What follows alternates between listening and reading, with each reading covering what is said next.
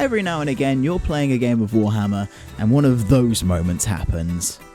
It could be something cool, it could be something funny, it could be something emotionally devastating, and on the rare occasion, sometimes it's all three at once. I just had one of those games. I really gotta talk about it. I was playing my mate John in Age of Sigmar. He had brought along Daughters of Cain, and I was rocking with Sylvaneth because, I mean, that's just what I do. It had been a few months since I'd last played, and thanks to some impulse purchases, John was rocking a completely fresh list, so we were both out of practice and ready for a wild time. Of course, he cracked out his beautifully painted Morathi models for the occasion, and immediately things start getting interesting. See, Morathi is a god model, meaning that she's incredibly powerful at the cost of basically half the army. She's a wizard with some devastating magic and also happens to be a giant snake lady that hits like a truck and also can't take more than 3 wounds per round because she's got some really silly abilities. If you're gonna kill her, it can't be before round 3. And even with her gone, Daughters of Cain are still a very scary army. They're incredibly fast and basically deadly from any range. Sylvaneth are a much cagier army. Their magic is mostly supportive outside of the occasional spitting bees at people, and they need to stay close to their terrain in order to get the buffs that they kind of require to function properly. Unless it's a Tree Lord unit, it's getting ripped to shreds in seconds and not really dishing out much in return. I'll confess, it was a bit intimidating, staring down 2 massive chariots, Medusa's 15 cousins, and a literal goddess, but I've got a big tree with a sword. John made me go first, so I hung back as much as I possibly could while still trying to score maximum points, and it was pretty early on that I realized things weren't about to go the way I expected. I don't know where I went wrong exactly, but my personal luck stat is just in the dumpster. I roll so terribly, I think that I'm either cursed or my dice just happen to absolutely hate my guts. John's dice can be swingy too, but things tend to go more in his favour than not. This time, however, John got the wonderful experience of what it was like to be me. This dude couldn't get a spell off to save his life, and clearly my dice had dictated it would be much funnier if I was winning, because I was on fire for once. There were some scuffles here and there. John chewed through my dryads with a lot more ease than I was expecting, and I was still kind of periodically shooting bees at him. But we were looking fairly even on points for the most part. And then the end of round 2 happens. For some context, this is my Spirit of Durthu. He's the most devastatingly powerful model in my army. He has killed dragons, he has killed gods, he's killed other big nasties, he's Treebeard. If you set him on fire and gave him a sword, he is the entire reason why I got into Warhammer, and I love him. He's the best. You live there now. My entire playstyle revolves around finding a priority target, sprouting a tree next to them, and then catapulting that 20-foot monstrosity straight at them. As my only consistent damage dealer, however, he's also a quite literal huge target, and if he dies before he does what he's supposed to do, then the fight's gonna start swinging pretty wildly out of my favour. And in any other game, this would be where I start to fall behind. But it's not any other game, is it? There's shenanigans afoot. John had nailed down Durthu with arrows, rammed the Bloodrat Shrine into him, and now the Shadow Queen herself was slithering into the fight. He was bleeding hard, and while Morathi had taken a beating herself, there just wasn't a way that Durthu could kill her first. This was his last stand, and he was going out in a blaze of glory. With a ground-shaking stomp, Durthu threw the Goddess of Murder off guard and tore that wheeled shrine to pieces. With one last spiteful claw to Morathi, Durthu accepted his fate as she ran her spear through his chest. Then we rolled off, and John got the double turn. I just lost my best unit.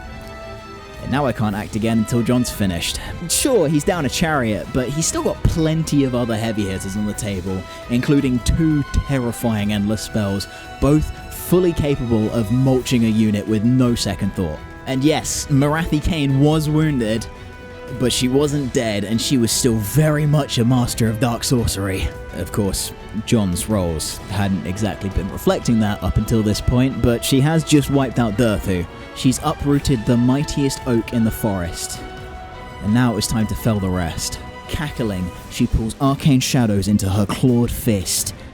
John rolls 2 six-sided dice. He needs them to add up to 7. They hit the table, and we lose our minds. Snake Eyes.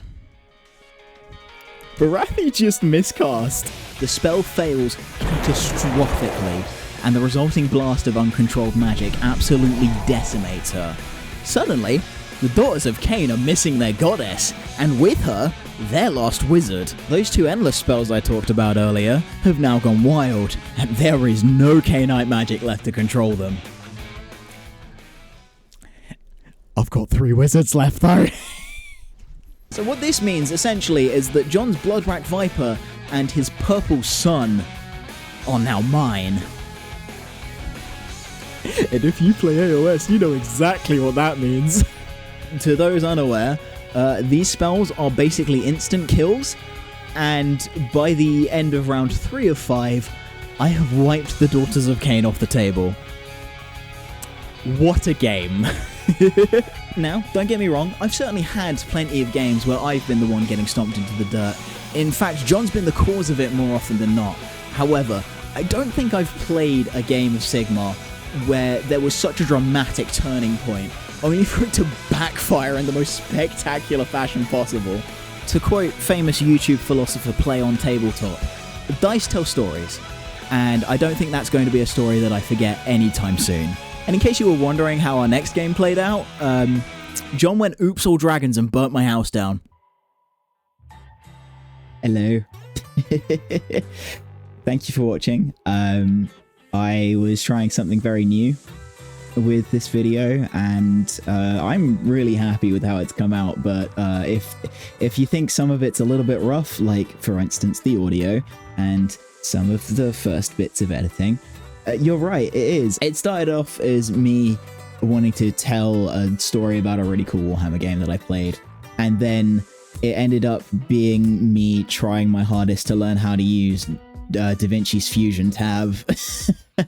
And you can kind of tell in some places, but I had a lot of fun working on it, and I mean, maybe one day I'll try doing something like this again. To get the Warhammer related elephant out the room first, if you've seen Bricky's LVO videos, or any of his Warhammer videos, in fact, yeah, so have I.